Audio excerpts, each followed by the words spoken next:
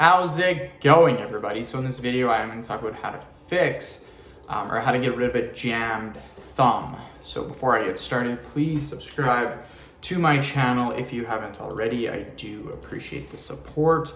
It helps my channel grow. Please follow me on Instagram, Dillenberg999. So I have experienced this before. I've experienced the jammed thumb, and I've experienced jammed fingers before, even a toe.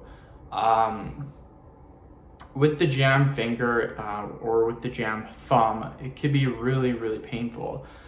First thing that you guys can do, and this is very important, is you want to make sure that you apply ice to it. Very, very important.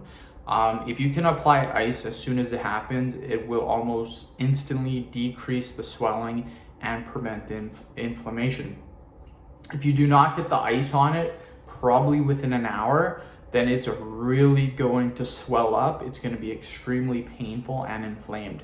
So that ice is very, very important. You have to get the ice on there as quickly as possible if you want to prevent this from happening.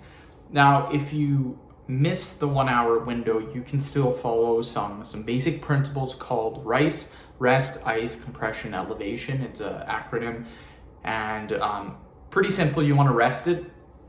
When you are resting it, you can apply ice to it. So even if you miss that 1 hour window to apply ice, you can still apply ice to it.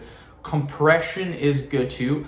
You can look on Amazon, different stores, pharmacies, and they do have compression sleeves for hands, for legs, for knees. So compression sleeves would be good for it. And elevation is always good as well. So if you can, when you're sitting on the couch, laying on the couch, try to put your hand on the rest. If you could, put it on the rester, like where you put your arm, and just leave it there. And this will help to keep it elevated. You don't have to have your hand way up here. That's not necessary, but you should elevate it in some way.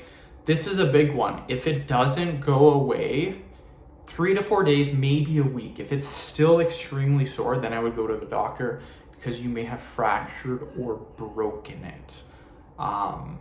I remember playing baseball. My brother slid into second base. He hurt his finger. It looked really weird. The pain went away after a week. He got it checked out a couple months later, and it was actually broken, and it healed into the wrong place. So he actually had to have it re-broke. Really, really gross. But keep that in mind. Go to the doctor if it's still bad.